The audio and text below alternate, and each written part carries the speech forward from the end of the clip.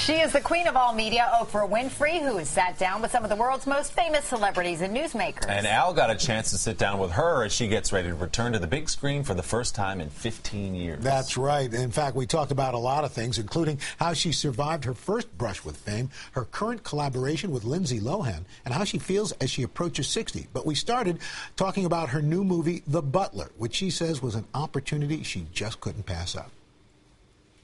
What was it about this that made you decide, you know what, I want to get in there again?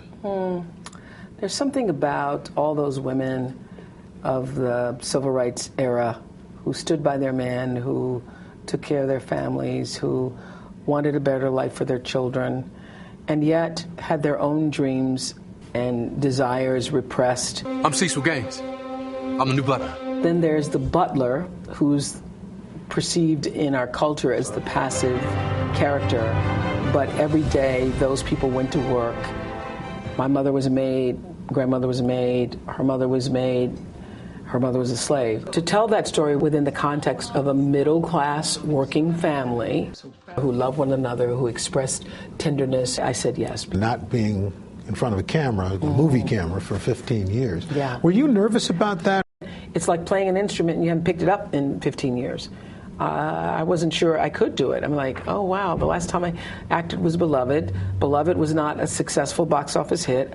I went into a depression afterwards, but it taught me to do whatever you're going to do and then release all expectation for it.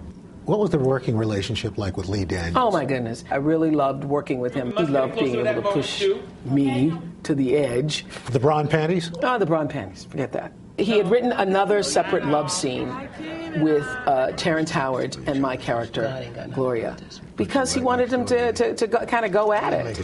And I felt that this was a woman who was lonely, and sometimes she wished and longed that she could have had a different kind of life, but she wasn't sitting in a bra and panties. She wasn't going there. One of the other things that really struck me in the movie was the slapping down of the N-word. I know so many people who went to work every day and had to face their bosses calling them that. So out of respect to those people who, for that word, was a word of hurt and denigration, I just don't use it. I know other people do. We have agreed to disagree. You've kept your nose to the grindstone. You just keep hearing the drum beat and you keep moving forward.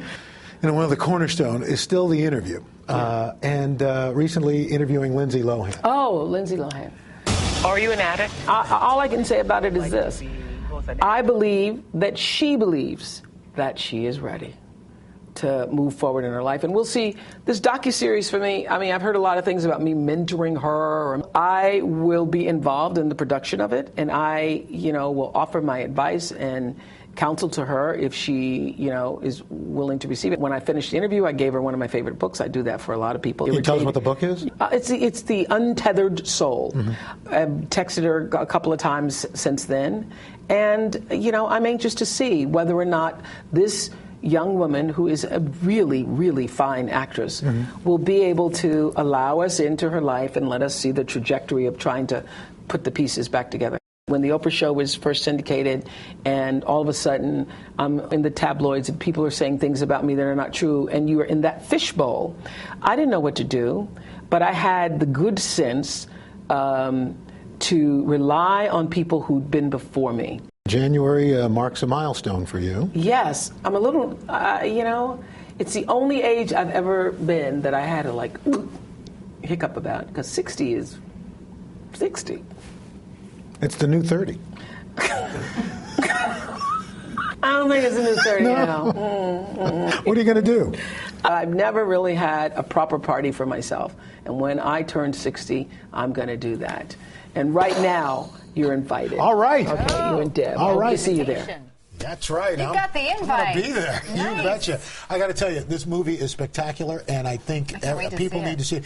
Also, teenagers need to see it. Of all colors, all races need to see this to understand, because it's not that long ago. To know our history. Yeah, exactly. Because it's all of our histories. Absolutely. I got a chance to talk yesterday to Cuba Gooding Jr., who's in the film, and Lenny Kravitz, and they said the same thing. They're great in the movie, and they say it's a walk through history, and if you don't know this history, this is a good place to get some of it. It's an incredible cast. Yeah. Wow, Yeah, it really amazing. is.